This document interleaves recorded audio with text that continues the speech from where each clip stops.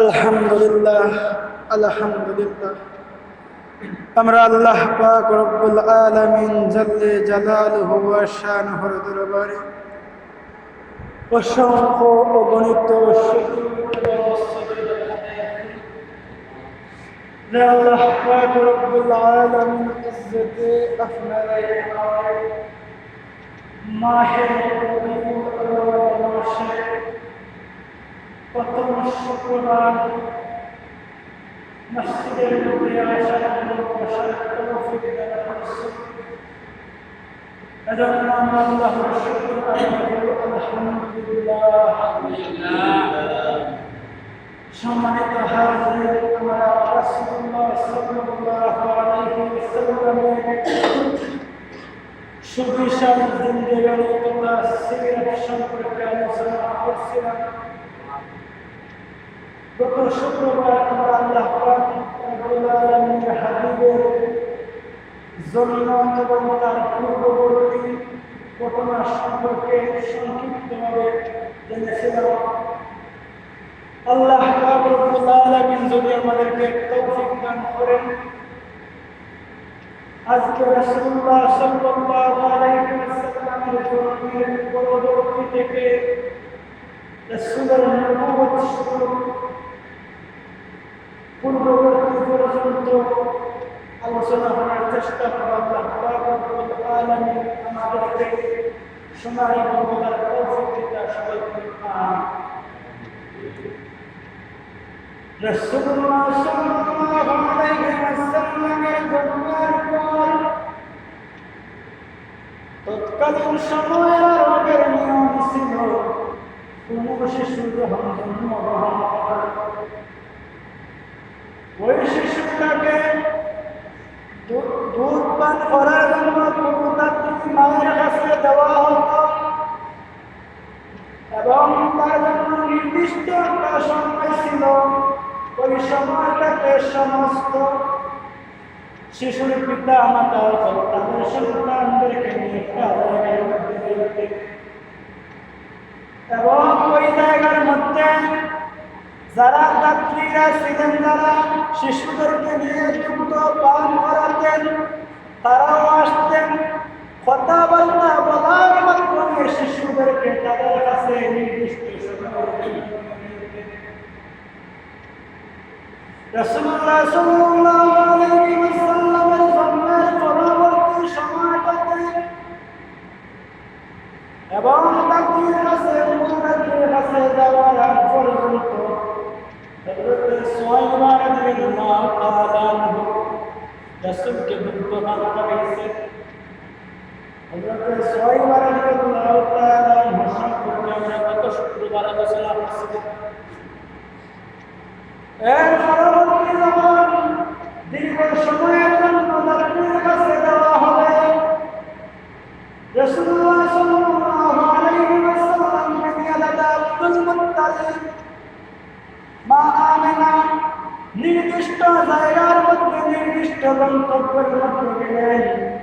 তারা যাইতে যাইতে তুলনামূলক একটু বেশি সময় লেগেছিল। অন্যদিকে আরবের বিভিন্ন অঞ্চল থেকে যে অঞ্চলগুলার প্রাকৃতিক পরিবেশ অত্যন্ত ভালো। যে অঞ্চলগুলোর মানুষেরা শুদ্ধ আরবি ভাষায় কথা বলে, যাদের আরবি ভাষার মধ্যে বালাগাত, ফাসাহাত, ইলমুল বাদি, ইলমুল মাআনি এইরকম গুরুত্বপূর্ণ নিয়ম সম্বলিত ভাষা আছে, এইরকম অঞ্চলের মানুষগুলো দ্রুত দ্রুত আসতেছেন। এরকম একজন ব্যক্তি ছিলেন, একজন মহিলা ছিলেন, হযরত হালিমাতুস সাদিয়া রাদিয়াল্লাহু তাআলা আনহা। তিনিও একটা শিশুর জন্য পাত্রী হওয়ার জন্য তিনিও আসলেন। পথের মধ্যে সবার সাথে রওনা দিয়েছেন সমুদ্রের হালিমাতুস সাদিয়া, কিন্তু পথের মধ্যে তার যে উষ্টিটা ছিলেন এত বেশি দুর্বল ছিল, আশেপাশের যত গোত্রের মানুষেরা ছিল, যত মহিলারা ছিল, তারা সবাই দ্রুত দ্রুত মক্কার মধ্যে চলে গেল। কিন্তু হযরত হালিমাতুস সাদিয়া সবার শেষে গিয়ে বুঝলেন সমস্ত যাত্রীরা উপস্থিত, সমস্ত দাতারা উপস্থিত। যাত্রীরা যারা ছিল তারা ধনী পরিবারের সন্তানদেরকে দেশে দেশে নিয়ে গেল। এমন একটা সময় আসলো যেই সময়টাতে দেখা গেল শুধুমাত্র রাসূলুল্লাহ সাল্লাল্লাহু আলাইহি ওয়াসাল্লামকে নেওয়ার জন্য কোনো মহিলা আসে না। এবং হযরত হালিমাতুস সাদিয়া তিনি নিজেও কোনো শিশুকে পান নাই। যারা দাতা ছিল তারা হালিমাতুস সাদিয়াকে কোনো সন্তান দেয় নাই। এই কারণে প্রথমত তিনি সবার শেষে আসছেন, দ্বিতীয়ত ওনার শারীরিকভাবে তিনি খুবই দুর্বল ছিলেন এবং অন্যান্য দিক থেকেও তিনি দুর্বল ছিলেন। যেই কারণে মানুষেরা ভাবতে লাগলো উনি দিয়ে কিভাবে সন্তান লালন পালন করবেন, উনি কি হারাবেন। নিজেই তো অসুস্থ, জীর্ণশীর্ণ মানুষ, জীর্ণশীর্ণ পরিবার, ওই পরিবারের কাছে কোনো সন্তানকে দিত না। অন্যদিকে রাসূলকেও কোনো যাত্রীরা দিল না। এইভাবে পিতা নেই, এতিম সন্তানকে আমরা যদি নেই, বিনিময়ে তারা আমাদেরকে এমন কিছু দিতে পারবে না। এইভাবে অন্য কোনো ব্যক্তি রাসূলুল্লাহ সাল্লাল্লাহু আলাইহি ওয়াসাল্লামকে নেওয়ার ব্যাপারেও আগ্রহ প্রকাশ করলেন না। হযরত হালিমাতুস সাদিয়া ভাবলেন, এত দূর থেকে যখন মক্কা পর্যন্ত এসেছি, খালি হাতে কিভাবে ফিরে যাব? খালি হাতে ফিরে যাওয়ার চাইতে এতিম সন্তানটাকে আমি নিয়ে যাই। আল্লাহ রাব্বুল আলামিন আমাকে যতটুকু দিয়েছেন, যে সামর্থ্য দিয়েছেন, ততটুকু আমি করব। এই ভেবে তিনি ওনার স্বামীর সাথে আলাপ আলোচনা করার মাধ্যমে রাসূলুল্লাহ সাল্লাল্লাহু আলাইহি ওয়াসাল্লামকে নিয়ে গেলেন। হযরত হালিমাতুস সাদিয়ার স্বামী বর্ণনা করেন, সিরাতের কিতাব সমূহের মধ্যে ঘটনাটা উল্লেখ করা হয় এভাবে, রাসূলুল্লাহ সাল্লাল্লাহু আলাইহি ওয়াসাল্লামকে যখন হালিমাতুস সাদিয়া নিজের কাছে নিলেন, মুহূর্তের মধ্যে বরকতগুলো বৃদ্ধি পেতে থাকলো। এমন ভাবে বরকত বৃদ্ধি পেতে থাকলো যেখানে হযরত হালিমা আসার সময় সবার শেষে অসুস্থ উটের মাধ্যমে ধীরে ধীরে হেঁটে হেঁটে আসছিলেন।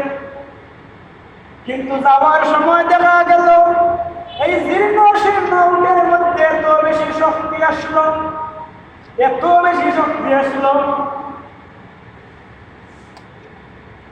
এত বেশি শক্তি আসলো যেখানে অন্যান্য গোত্রের মহিলারা, অন্যান্য কাফেলারা আগে এসে আগে আগে রওনা দিয়েছে। শক্তিশালী উট ছিল, শক্তিশালী যানবাহন ছিল, তারা দ্রুত বেগে চলতেছে। কিন্তু তাদের থেকে হযরত হালিমা রাদিয়াল্লাহু তাআলা আনহু সন্তানের মধ্যে আরো বেশি শক্তি এসে গেল, আরো দ্রুত বেগে চলতে লাগলো। দ্বিতীয় নম্বর বরকতটা শুরু হলো হযরত হালিমাতুস সাদিয়া রাদিয়াল্লাহু তাআলা আনহার এমন অবস্থা ছিল, এমন অবস্থা ওনার ছিল, ওনার স্তনের মধ্যে এত কম পরিমাণ দুধ ছিল, তার কারণে তার নিজের সন্তান হযরত আব্দুল্লাহ তিনি খেয়ে পর্যন্ত তৃপ্তি পেতেন না। কিন্তু রাসূলকে নেওয়ার সাথে সাথে দেখা গেল এত পরিমাণ বরকত হলো, একটা স্তনের দুধ পান করে হযরত আব্দুল্লাহ তৃপ্তি পেয়ে গেলেন। এইভাবে বরকতটা শুরু হলো। তৃতীয় নম্বর বরকতটা শুরু হলো হযরত হালিমাতুস সাদিয়ার যে পশু পাখিগুলা ছিল, যে বকরিগুলা ছিল, ওইগুলার স্তনের মধ্যেও দুধ ছিল না।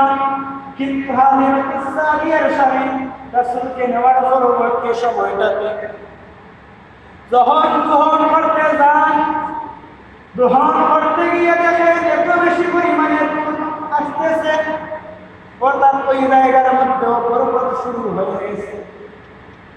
এইভাবে সমস্ত দিকগুলা থেকে হযরত হালিমাতুস সাদিয়া রাদিয়াল্লাহু তাআলা আনহার ঘরে বরকত এবং সুখ আসলো শুধুমাত্র রাসূলুল্লাহ সাল্লাল্লাহু আলাইহি ওয়াসাল্লামের ফলে। রাসূলুল্লাহ সাল্লাল্লাহু আলাইহি ওয়াসাল্লাম হালিমাতুস সাদিয়া রাদিয়াল্লাহু তাআলা আনহার ঘরে লালিত পালিত হইতেছেন। রাসূলুল্লাহ সাল্লাল্লাহু আলাইহি ওয়াসাল্লামের একেবারে জন্মের শুরু থেকে ইনসাফ নিয়ে, সমাজের মধ্যে সমতা নিয়ে, শান্তি নিয়ে জন্মগ্রহণ করেছেন। যখন তিনি দুগ্ধ পান করতেন, উনি উভয় দুগ্ধ থেকে মাত্র একটা দুগ্ধের দুধ পান করতেন এবং একটা দুগ্ধ উনার দুধ ভাই হযরত আব্দুল্লাহর ওই জায়গার মধ্যে রাসূলুল্লাহ সাল্লাল্লাহু আলাইহি ওয়াসাল্লাম সমতা নির্ণয় করেছেন। হযরত হালিমাতুস সাদিয়া রাদিয়াল্লাহু তাআলা আনহা রাসূল দীর্ঘদিন ছিলেন। যখন রাসূল ছোট ছিলেন, শিশু অবস্থায় ছিলেন, অন্যান্য শিশুদের সাথে চলাফেরা করতেছেন, খেলাধুলা করতেছেন। এমন একদিন বাকি শিশুরা দৌড়ে হযরত হালিমা রাদিয়াল্লাহু তাআলা আনহার কাছে আসলো, এসে বলল, বাবা হালিমা, আপনার সন্তান, আপনার পুত্র সন্তান মুহাম্মদকে একদল মানুষেরা মেরে ফেলেছে। সিরাতের কিতাব সমূহের মধ্যে ঘটনাটা এইভাবে বর্ণনা করা হয়। যখন রাসূল একদল শিশুদের সাথে ছিলেন, হযরত জিবরিল আলাইহিস সালাতু ওয়াস সালাম ফেরেশতাদেরকে নিয়ে আসলেন। এসে রাসূলুল্লাহ সাল্লাল্লাহু আলাইহি ওয়াসাল্লামের বক্ষ কেটে রাসূলের অন্তরটাকে, রাসূলের কলবটাকে বাহির করলেন। রাসূলের কলবটাকে বাহির করে পৃথিবীর সমস্ত শিশুদের যেইভাবে শিশু হিসাবে কিছু গুণাবলী থাকে, কিছু দুষ্টমির সাথে থাকে, কিছু শয়তানি থাকে, এইরকম যে অভ্যাসগুলা থাকে, ওই রকম অভ্যাসগুলা রাসূলের অন্তরটাকে মুছে ফেললেন। ওই রকম স্বভাবগুলা মুছে ফেলে জমজমের পানি দ্বারা রাসূলের কলবটাকে ধুয়ে সাফ করে আবার আগের মতো রেখে দিলেন। যখন শিশুরা হযরত হালিমা রাদিয়াল্লাহু তাআলা আনহাকে খবর দিল, হযরত হালিমা রাদিয়াল্লাহু তাআলা আনহা দৌড়ে গিয়ে দেখলেন শিশু মুহাম্মদ সাল্লাল্লাহু আলাইহি ওয়াসাল্লাম আগের মতো আছে, তবে আগের চাইতে আচরণের মধ্যে কিছু পরিবর্তন সাধিত হয়েছে, চেহারার মধ্যে কিছুটা পরিবর্তন সাধিত হয়েছে।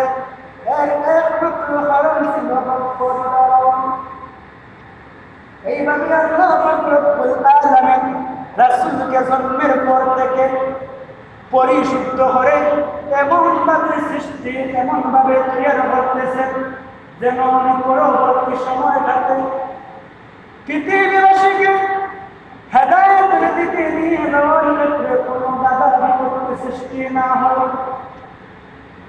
রাসূলুল্লাহ সাল্লাল্লাহু আলাইহি ওয়াসাল্লামের পক্ষ বিধান সম্পর্কে খাদিমুর রাসূল হযরত আনাস ইবনে মালিক রাদিয়াল্লাহু তাআলা আনহু বর্ণনা করেন, হযরত আনাস বলেন, আমরা রাসূলের পক্ষের মধ্যে ওই ছোটবেলায় যে পক্ষ বিধান বা সিনাসাত করা হয়েছিল এর একটা চিহ্ন আমরা রাসূলের পক্ষের মধ্যে দেখতে পেয়েছি। রাসূল হযরত হালিমা সাদিয়া রাদিয়াল্লাহু তাআলা আনহু করে বড় দাঁড়ান ছয় বছর বয়সে হযরত হালিমা সাদিয়ার ঘর থেকে মায়ের ঘরের মধ্যে চলে আসলেন, মক্কার মধ্যে চলে আসলেন। রাসূলুল্লাহ সাল্লাল্লাহু আলাইহি ওয়াসাল্লাম মক্কায় আসার পর দাদা আব্দুল মুত্তালিব ফাতেমা সহ আরো কয়েকজন মানুষের মাধ্যমে একটা কাফেলার মাধ্যমে রাসূলকে মদিনার মধ্যে পাঠিয়ে দিলেন। রাসূলুল্লাহ সাল্লাল্লাহু আলাইহি ওয়াসাল্লামের নানা আত্মীয় স্বজন সবাই ছিলেন মদিনার। হযরত আমিনার পিতা মাতা সহ সব বংশধরেরা মদিনার মধ্যে ছিলেন। শুধু তাই না, আব্দুল মুত্তালিবের নিজের নানার বাড়ির আত্মীয় স্বজন যারা ছিলেন তারা সবাই মদিনার অধিবাসী ছিলেন। রাসূলুল্লাহ সাল্লাল্লাহু আলাইহি ওয়াসাল্লামকে মদিনার মধ্যে পাঠিয়ে দিলেন। এছাড়া মদিনার মধ্যে আরো বিভিন্ন কারণে রাসূলকে মদিনার মধ্যে পাঠিয়ে দিলেন। রাসূলুল্লাহ সাল্লাল্লাহু আলাইহি ওয়াসাল্লাম মায়ের সাথে মদিনার মধ্যে রওনা দিলেন। দীর্ঘদিন মায়ের কাছে ছিলেন। যখন নিজের আপন মাকে রাসূল পেলেন, প্রথমবার মদিনা শহর থেকে ফিরে আসার পথে আবু আমিনা স্থানের মধ্যে আমিনা অসুস্থ হয়ে পড়লেন এবং কিছুদিন পর অসুস্থ থেকে ইন্তেকাল করলেন। রাসূলুল্লাহ সাল্লাল্লাহু আলাইহি ওয়াসাল্লাম জন্মের আগেই পিতাকে হারিয়েছিলেন, কিন্তু জন্মের পরে দুধ মায়ের কাছে ছিলেন। যখনই নিজের আপন মায়ের কাছে ফিরলেন, যখনই মায়ের আদর সহকার সময়টা আসলো, ওই সময়টাতে মাকেও হারিয়ে ফেললেন। আল্লাহ পাক রব্বুল আলামিন রাসূলকে পিতা মাতা হারানোর মাধ্যমে রাসূলের ধৈর্য শক্তিটাকে পরীক্ষা করলেন। রাসূলকে পরীক্ষা করলেন, রাসূলের ধৈর্য কতটুকু আছে দেখলেন এবং রাসূলকে ধৈর্যের দিক থেকে শক্তিশালী করে তুললেন, যাতে পরবর্তী সময়টাতে যখন দিনের দাওয়াত দেন তখন যাতে কাফের মুশরিকরা যখন রাসূলকে কষ্ট দিবে তখন রাসূল যাতে ধৈর্য ধারণ করতে পারেন, সবর করতে পারেন, ওই শিক্ষাটা সম্মুখে দিয়ে দিলেন। রাসূলুল্লাহ সাল্লাল্লাহু আলাইহি ওয়াসাল্লাম এরপর মক্কায় আসলেন। মক্কায় আসার পর রাসূলের দায়িত্ব চলে গেল দাদা আব্দুল মুত্তালিবের কাছে। এর কিছুদিন পর দাদা আব্দুল মুত্তালিব মারা গেলেন। রাসূল আবার কষ্ট পেলেন, কিন্তু ধৈর্য ধারণ করলেন। এরপরে রাসূলের দায়িত্ব চলে গেল চাচা আবু তালিবের কাছে। চাচা আবু তালিব রাসূলুল্লাহ সাল্লাল্লাহু আলাইহি ওয়াসাল্লামের দেখাশোনা করতেছেন। আরবের অবস্থা তখন পর্যন্ত খুবই করুণ অবস্থা। একটা যুদ্ধ দীর্ঘ সময় পর্যন্ত লেগে থাকতো। আরব সমাজের মধ্যে কোনো শান্তি শৃঙ্খলা ছিল না। আরবের মধ্যে কয়েক শ্রেণীর মানুষ বসবাস করত। ইহুদি খ্রিস্টানরা বসবাস করত। খ্রিস্টানরা যারা ছিল তারা তিন খোদায় বিশ্বাসী ছিল। এবং যারা ইয়াহুদি ছিল তারা হযরত উযাইর আলাইহিস সালাতু ওয়াস সালামকে আল্লাহর পুত্র হিসেবে বিশ্বাস করত। আর বাকি যারা ছিল তাদের মধ্যে সিংহভাগ ছিল যারা বিভিন্ন মূর্তির পূজা করত। এমনকি আমরা গত শুক্রবার বলেছিলাম কাবা শরীফের মতো জায়গায় 360টা মূর্তি দিয়ে পরিপূর্ণ ছিল। এরপরেও কিছু সংখ্যক মানুষ যারা সত্য ধর্মের প্রতি ছিলেন, আল্লাহকে বিশ্বাস করতেন, তাদের মধ্যে ছিলেন হযরত আবু বকর, হযরত খাদিজা সহ আরো বিভিন্ন মানুষ। রাসূলুল্লাহ সাল্লাল্লাহু আলাইহি ওয়াসাল্লাম আরবের অবস্থা দেখে খুবই ব্যথিত হলেন। রাসূল আরবের যত যুবক ছিলেন তাদের মধ্যে একদল সচেতন যুবকদেরকে নিয়ে একটা সংঘ প্রতিষ্ঠা করলেন, একটা শান্তি সংঘ প্রতিষ্ঠা করলেন। সিরাতের কিতাব সমূহের মধ্যে সংগঠনের নাম লেখা হয় হিলফুল ফুজুল। এই সংগঠনের বেশ কয়েকটা কাজ ছিল। তার মধ্যে প্রথম কাজ ছিল যারা জুলুমের শিকার হইতেছে তাদেরকে সহযোগিতা করা এবং যারা জুলুম করতেছে তাদেরকে বাধা প্রদান করা। আরব সমাজের মধ্যে যত গোত্রগুলো আছে, গোত্রে গোত্রে যে দ্বন্দ্বগুলো আছে, দ্বন্দ্বগুলা সমাধান করা, দ্বন্দ্বগুলার মধ্যে নিরসন করা। এইভাবে রাসূল হিলফুল ফুজুল সংগঠনের মাধ্যমে কাজগুলা চালিয়ে যেতে লাগলেন। কিন্তু তখন রাসূল আল্লাহ পাক রব্বুল আলামিন নবুয়তের দায়িত্ব প্রকাশ করে দেন নাই, রাসূলকে নবুয়তের দায়িত্ব হিসেবে প্রকাশিত করে দেন নাই। এরপরে রাসূল সমাজকে নিয়ে, রাষ্ট্রকে নিয়ে এতটুকু ভেবেছেন সমাজের মধ্যে রাসূল কিভাবে শান্তি প্রতিষ্ঠা করা যায়, কিভাবে কি করা যায়, এইটা রাসূল সর্বদা চিন্তা ভাবনা করতেন। রাসূলের যখন একবারে জীবনের সায়ান্ন সময়টা আসলো, স্বর্ণালী সময়টা আসলো, ওই সময়টাতে যখন রাসূলকে হিলফুল ফুজুল সম্পর্কে জিজ্ঞাসা করা হয়েছিল, রাসূল বলেছিলেন, ও আমার সাহাবায়ে কেরাম, এখনো যদি আমার কাছে কোনো ব্যক্তি হিলফুল ফুজুলের মতো শান্তির কোনো বার্তা নিয়ে আমার কাছে আসে, আমি নির্দ্বিধায় তার কথাটারে, তার প্রস্তাবটারে আমি মেনে নেব। এখান থেকেই বোঝা যায় হিলফুল ফুজুল সংগঠনটা ওই সময়টাতে কতটুকু ভালো কাজ করেছে। কিন্তু এরপরেও সমাজের মধ্যে তেমন শান্তি প্রতিষ্ঠা হয় নাই, তেমন শান্তি প্রতিষ্ঠা হয় নাই। কিন্তু রাসূল নিজের কাছে নিজে এতটুকু সৎ ছিলেন, আরবের মানুষ যারা ছিল তারা যত আমানত রাখার ক্ষেত্রে রাসূলের কাছে রাখত, কোনো কথাবার্তার ক্ষেত্রে রাসূলের কাছে আসত পরামর্শ নেওয়ার জন্য। রাসূলকে তারা আল-আমিন এবং আস-সাদিক উপাধিতে ভূষিত হয়েছিল।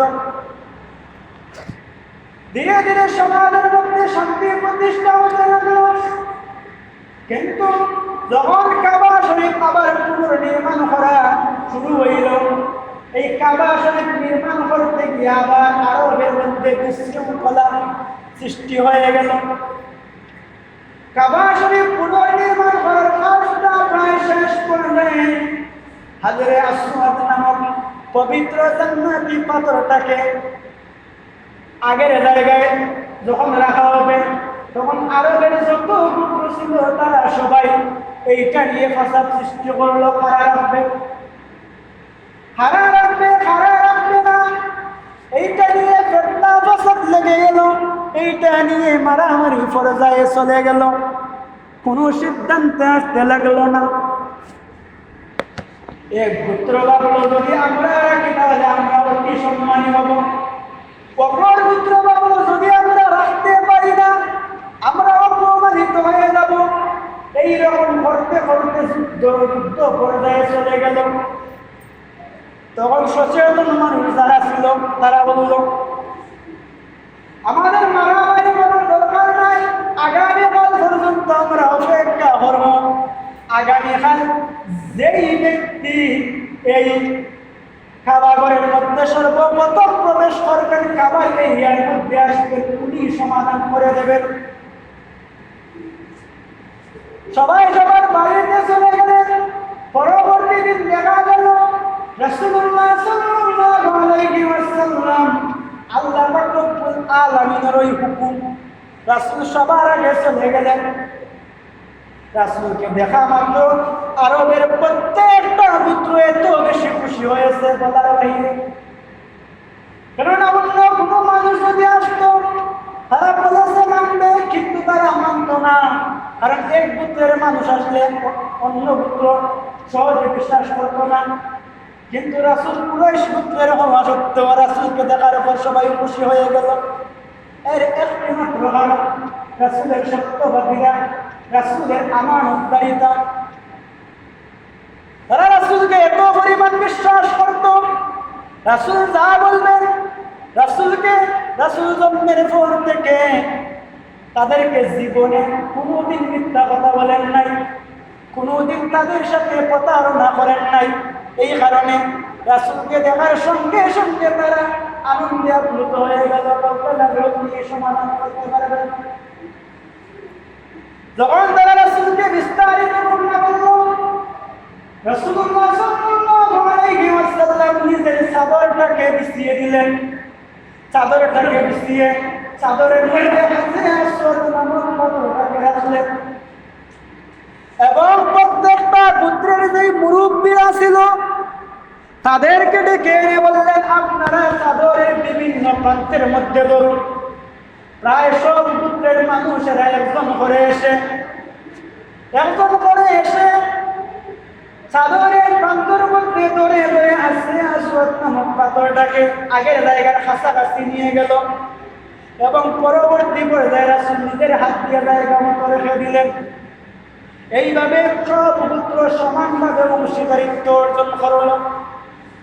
তাদের মধ্যে হওয়া বিশাল বিশাল বিশাল কারণগুলা, বিশাল বিশাল যুদ্ধগুলা যেগুলা সংঘটিত হওয়ার পর্যায়ে ছিল, এগুলা থেকে তারা বেঁচে গেল। এইভাবে রাসূলুল্লাহ সাল্লাল্লাহু আলাইহি ওয়াসাল্লাম আরবের মধ্যে শান্তি প্রতিষ্ঠা করা শুরু করলেন। রাসূলুল্লাহ সাল্লাল্লাহু আলাইহি ওয়াসাল্লাম যখন যুবক বয়স, চাচা আবু তালিবের কাছে তখন রাসূলের জিন্দেগানির নবুয়ত প্রকাশিত হওয়ার আগে রাসূল দুইবার বাহিরের জায়গার মধ্যে ব্যবসার মধ্যে গিয়েছিলেন। প্রথমবার রাসূল গিয়েছিলেন চাচা আবু তালিবের সাথে, শাম অঞ্চলের মধ্যে গিয়েছিলেন। শাম অঞ্চলের মধ্যে যাওয়ার পর ওইখানে আবু তালিবের সাথে সাক্ষাৎ হলো। বুহাইরা নামক একজন পাদ্রী, বুহাইরা নামক পাদ্রী আবু তালিবকে রাসূলকে দেখে বলল, উনি তোমার খেল। আবু তালিব প্রথমে বলেছিলেন, ও আমার সন্তান। বুহাইরা বলল, না না, এমনটা তো হতে পারে না। আমি তাওরাত ইনজিলের মধ্যে যেই রকম বৈশিষ্ট্য দেখেছি, যেই যুবকের বৈশিষ্ট্য দেখেছি, ওনার মধ্যে সমস্ত কিছু আছে। উনি আখেরি জামানার নবী হবেন, কিন্তু আমি জানি আখেরি জামানার নবী শামের মধ্যে ব্যবসায় আসবেন, চাচার সাথে, পিতার সাথে নয়, এবং ওনার পিতা জন্মের আগেই মারা যাবেন। পরবর্তীতে আবু তালিব আসল স্বীকার করেন। বুহাইরা বললেন, আবু তালিব তুমি তাড়াতাড়ি মক্কার মধ্যে চলে যাও, ওই জায়গার মধ্যে দেখো না, ওইখানের মধ্যে ইহুদি খ্রিস্টানরা আছে, ওরা রাসূলের প্রতি করতে পারে, তুমি তাড়াতাড়ি মক্কার মধ্যে চলে যাও এবং তুমি ওই যুবকের দেখাশোনা করিও, যাতে ওই যুবককে কোনো মানুষ কষ্ট দিতে না পারে। এইভাবে বুহাইরা নামক ব্যক্তিটা পাদ্রীটা রাসূলের প্রতি